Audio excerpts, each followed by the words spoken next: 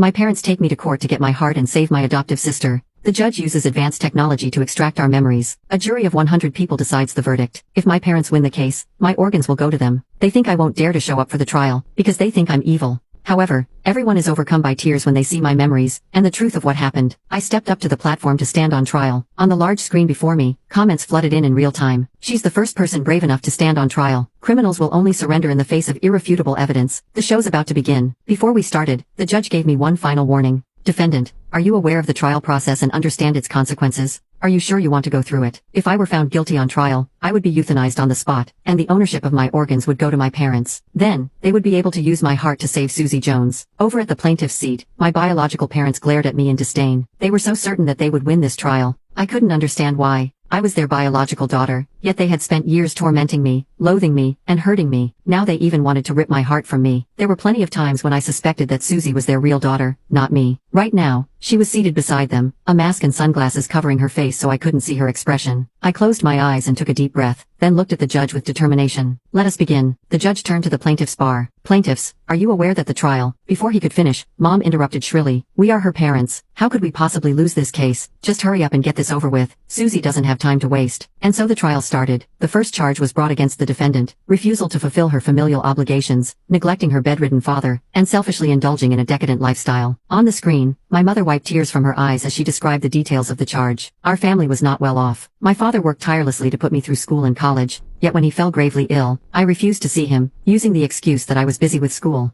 I failed to send money for his medical expenses, which caused him to sustain a permanent disability in his left leg. OMG, how cruel. Such an ungrateful brat. What a waste of education. The comments were brutal. The screen showed how my mother kept calling me, even bringing my disabled father to college to look for me, all to no avail. Even the judge frowned at that. On the plaintiff's side, my parents looked smug. I saw Susie lifting her chin slightly. I sat quietly on the defendant's chair as the staff swiftly attached the memory extraction device to my head. Electricity buzzed. I felt a sharp pain stabbing through my brain. I pursed my lips tightly, making no sound. A few seconds later, two large words appeared on the screen. Not guilty. The screen was flooded with question marks from the audience. How can she not be guilty? My mother lowered her head guiltily. My memories played across the screen. When I was 8, Susie came to live with us. She and I, along with her parents, had been in a car accident. Her parents had died on the spot. Her father was my father's best friend, so my father did not hesitate to adopt Susie into our family. My mother agreed readily. She'd always liked Susie. Ever since then, my life has become hell. Anything Susie liked, I had to give it to her, even if it were my textbooks and homework.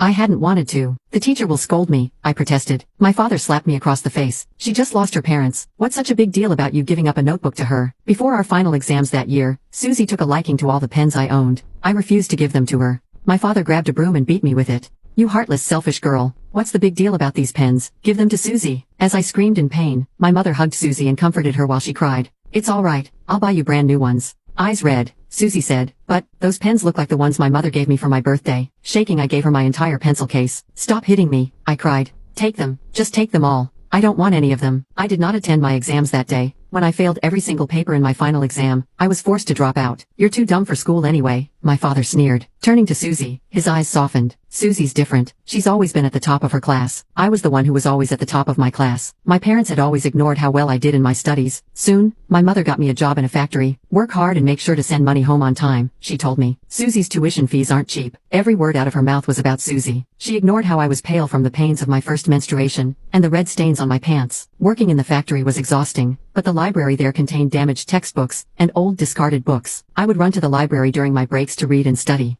Some factory workers were somewhat educated, and seeing that I was young and eager to learn, they were happy to tutor me. Some even tried to enroll me in a nearby high school. I sent the majority of my wages back home, squirreling away the rest, hoping to return to school one day. However, one day, I fell sick and was late to send the money. My parents stormed into the factory, shouting and beating me. My coworkers tried to stop them. In the chaos, my books fell to the ground, and the money I had hidden between the pages fell out. My father kicked me in the stomach. How dare you hide money from us? I'll kill you. My mother tore the books into shreds. You're studying. You're just trash. Yet you're still dreaming of school. I knelt on the ground, begging my mother to stop.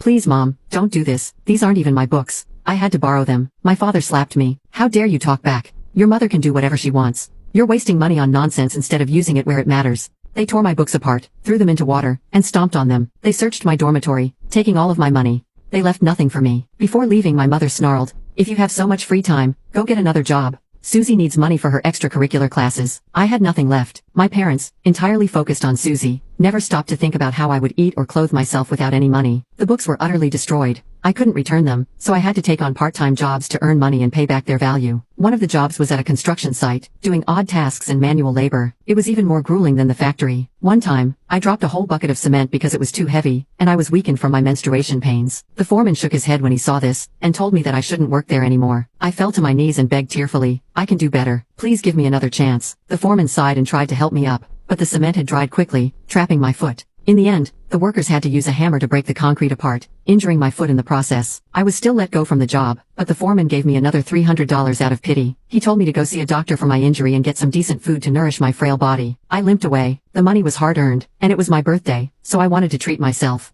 I went to a local pasta shop and ordered some pasta. Just then, my parents walked in with Susie. They had taken her out for a meal as usual, but they did not expect to see me there. My father was furious. "You hid money from us again, didn't you, you ungrateful brat?" My mother lunged at me, tearing at my hair as she wailed, "You're all grown up now, eating out while ignoring your parents' suffering." They were well dressed. Susie was even wearing a puffy skirt with a bow, looking like a little princess. I was sprawled on the floor, my hair disheveled, and wearing ill-fitting clothes that had seen better days. My shoes were worn and soaked with blood from the wound on my feet. Still, I clutched my plate tightly, eating as fast as I could. It was the best meal I'd ever had. For a brief moment, I could forget all my pain. I saw Susie covering her nose, turning her head away in disgust. Seeing this, my parents were even more angry. My mother grabbed my hand as my father wrenched the plate from me and upended it over my head. "Go on, eat your fill." They left with Susie. Before leaving, my mother searched my pockets and took all the money I had. I sat there, sauce dripping from my hair, staring blankly at their retreating backs. They looked like a family. The manager refused to take my money. They even tried to offer me another plate, but I shook my head and limped out of the restaurant. It had begun raining outside. On the screen, my silhouette slowly disappeared into the rain. The online tribunal was silent. My parents shifted subtly, avoiding the judge's gaze. Susie kept her head down, refusing to look at anyone.